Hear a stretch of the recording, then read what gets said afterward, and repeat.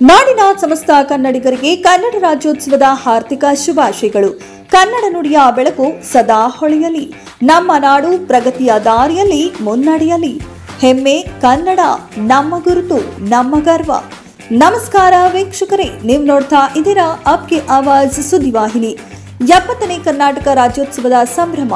ಬೆಂಗಳೂರು ಕಂಠೀರವ ಕ್ರೀಡಾಂಗಣದಲ್ಲಿ ಇಂದು 70ನೇ ಕರ್ನಾಟಕ ರಾಜ್ಯೋತ್ಸವದ ಭವ್ಯ ಸಂಭ್ರಮ ನೆರವೇರಿತು. ರಾಜ್ಯಾದ್ಯಂತ ಕನ್ನಡ ಹಬ್ಬದ ಉತ್ಸವ ಮನೆ ಮಾಡಿದ್ದು, ಜನರು ಸಡಗರ ಸಂತೋಷದಿಂದ ರಾಜ್ಯೋತ್ಸವವನ್ನ ಆಚರಿಸುತ್ತಿದ್ದಾರೆ. ನಗರದ ಕಂಠೀರವ ಕ್ರೀಡಾಂಗಣದಲ್ಲಿ ಶಾಲಾ ಶಿಕ್ಷಣ ಮತ್ತು ಸಾಕ್ಷರತಾ ಇಲಾಖೆಯ ವತಿಯಿಂದ ಆಯೋಜಿಸಲಾದ ಸಮಾರಂಭದಲ್ಲಿ ಮುಖ್ಯಮಂತ್ರಿ ಸಿದ್ದರಾಮಯ್ಯ ಹಾಗೂ ಉಪಮುಖ್ಯಮಂತ್ರಿ ಡಿಕೆ ಶಿವಕುಮಾರ್ ಅವರು ಧ್ವಜಾರೋಹಣ ನೆರವೇರಿಸಿ ವಿದ್ಯಾರ್ಥಿಗಳಿಂದ ಗೌರವ ವಂದನೆ ಸ್ವೀಕರಿಸಿದರು. ಈ ಸಂದರ್ಭದಲ್ಲಿ ಮುಖ್ಯಮಂತ್ರಿ ರಾಜ್ಯದ ಜನತೆಗೆ ರಾಜ್ಯೋತ್ಸವದ ಶುಭಾಶಯ ಸಂದೇಶ ನೀಡಿದರು. ಕಾರ್ಯಕ್ರಮದಲ್ಲಿ ವಿಧಾನ ಪರಿಷತ್ ಸಭಾಪತಿ ಬಸವರಾಜ ಹೊರಟ್ಟಿ, ವಿಧಾನಸಭಾ ಸಭಾಪತಿ ಯುಟಿ ಖಾದರ್, ಶಿಕ್ಷಣ ಸಚಿವ ಎಸ್ ಮಧು ಬಂಗಾರಪ್ಪ ಹಾಗೂ ನೂರಾರು ವಿದ್ಯಾರ್ಥಿಗಳು ಪಾಲ್ಗೊಂಡರು. ಆಪ್ಗೆ ಆವಾಜ್ ಸುದ್ದಿವಾಹಿನಿಯಿಂದ ರಶೀದ್ ಅಕ್ಕಿ ಅವರ ವರದಿ.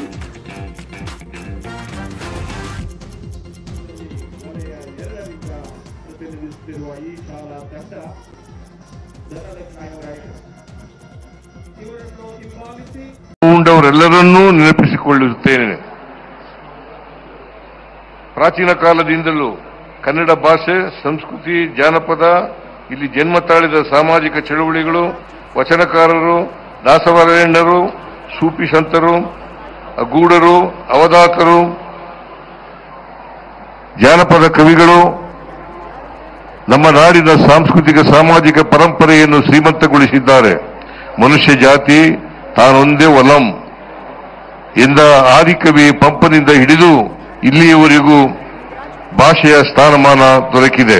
ಬಹುಭಾಷೆ, ಬಹುಧರ್ಮ, ಬಹುಸಂಸ್ಕೃತಿ ಹಾಗೂ ಬಹುಜನಾಂಗಗಳು ಒಟ್ಟುಗೂಡಿ ಬದುಕುವ ತತ್ವಗಳನ್ನು ನಮ್ಮ ಹಿರಿಯರು ಕಂಡುಕೊಂಡಿದ್ದು, ಹಿಂದಿನಿಂದಲೂ ಎಲ್ಲರೂ ಒಟ್ಟಾಗಿ ಬಾಳಿ ಬದುಕಿ ನಾಡನ್ನು ಕಟ್ಟಿ ನಿಲ್ಲಿಸಿ ಸಮೃದ್ಧಗೊಳಿಸಿದ್ದಾರೆ. ಸರ್ವ ಜನಾಂಗದ ಶಾಂತಿಯ ತೋಟವನ್ನಾಗಿಸಲು ಪ್ರಯತ್ನಿಸಿದ್ದಾರೆ.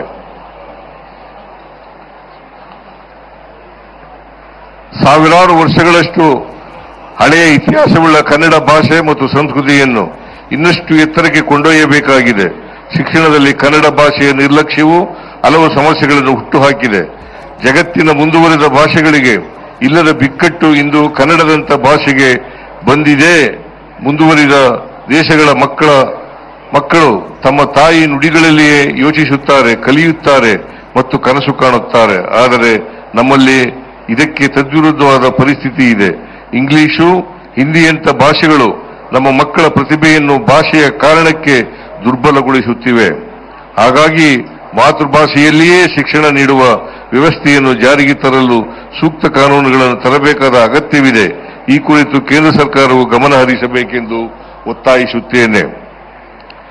ಒಂದು ನಾಡನ್ನು ಕಟ್ಟುವುದು ಸರಳವಾದ ಸಂಗತಿಯಲ್ಲ. ನಾಡೊಂದರ ಸಮಗ್ರ ಅಭಿವೃದ್ಧಿ ಎಂದರೆ ರಸ್ತೆ, ಸೇತುವೆ, ವಿದ್ಯುತ್, ರೈಲು, ವಿಮಾನ, ಸುಸಜ್ಜಿತ ಕಟ್ಟಡಗಳಷ್ಟೇ ಅಲ್ಲ.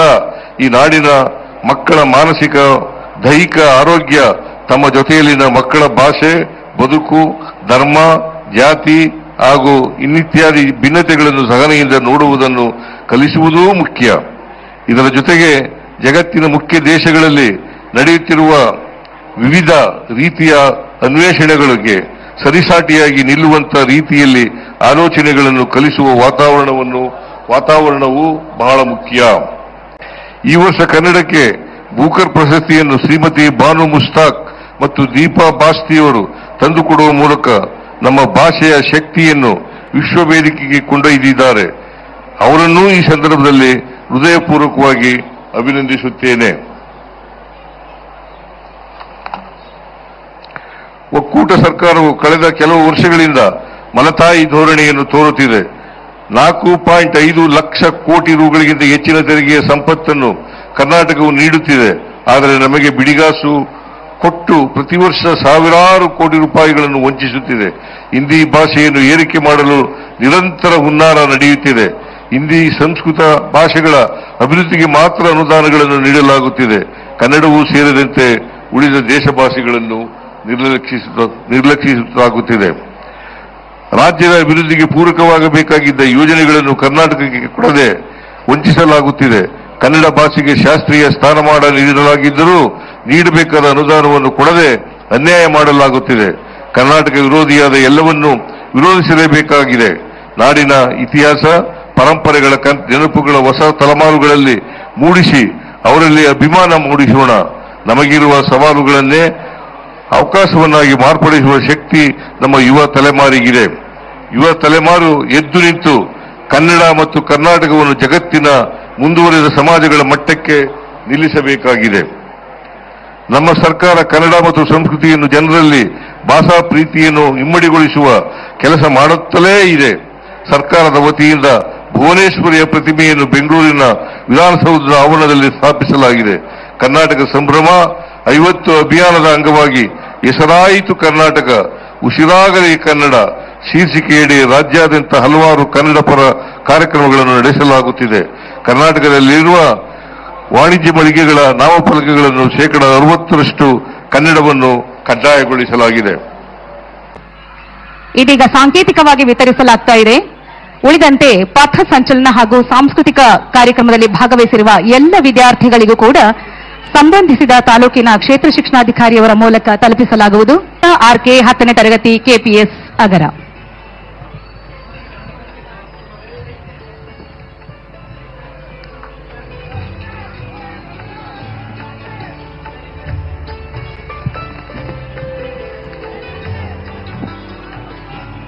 ಇದೀಗ ಸಾಂಕೇತಿಕವಾಗಿ ಅವರಿಗೆ ಪ್ರಮಾಣ ಪತ್ರವನ್ನ ನೀಡಲಾಗ್ತಿದೆ. ಉಳಿದಂತೆ ಭಾಗವಹಿಸಿದ ಪ್ರತಿಯೊಬ್ಬರಿಗೂ ಕೂಡ ನಾವು ಈ ಒಂದು ಪ್ರಮಾಣ ಪತ್ರವನ್ನ ತಲುಪಿಸುತ್ತೇವೆ. ಬರಲಿ ಜೋರಾದ ಚಪ್ಪಾಳೆ.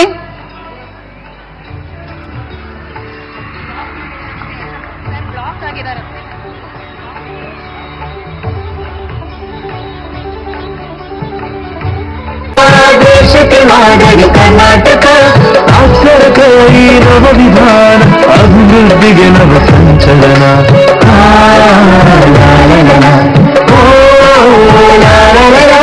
ಶಾಲಾ ಶಿಕ್ಷಣ ಕರ್ನಾಟಕ ದೇಶಕ್ಕೆ ಮಾದರಿ ಕರ್ನಾಟಕ. ಶಾಲಾ ಶಿಕ್ಷಣ ಕರ್ನಾಟಕ.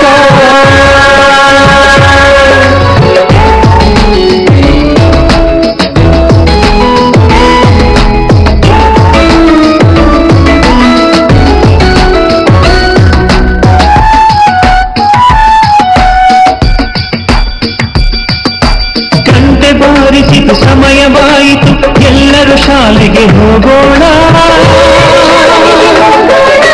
ಗಂಟೆ ಬಾರಿಸಿತು ಸಮಯವಾಯಿತು ಎಲ್ಲರೂ ಶಾಲೆಗೆ ಹೋಗೋಣ. ಆಟ ಪಾಠಗಳ ಕಲಿಯೋಣ. ಸಾಕ್ಷರ ಭಾರತ ಕಟ್ಟೋಣ. ಸಾಕ್ಷರ ಭಾರತ ಕಟ್ಟೋಣ.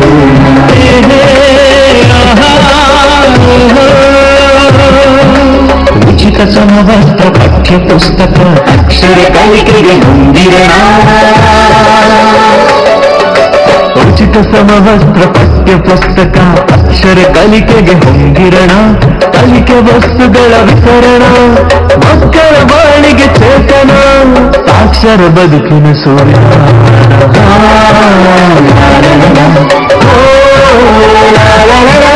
ಶಾಲಾ ಶಿಕ್ಷಣ ಕರ್ನಾಟಕ ದೇಶಕ್ಕೆ ಮಾದರಿ ಕರ್ನಾಟಕ. ಶಾಲಾ ಶಿಕ್ಷಣ ಕರ್ನಾಟಕ.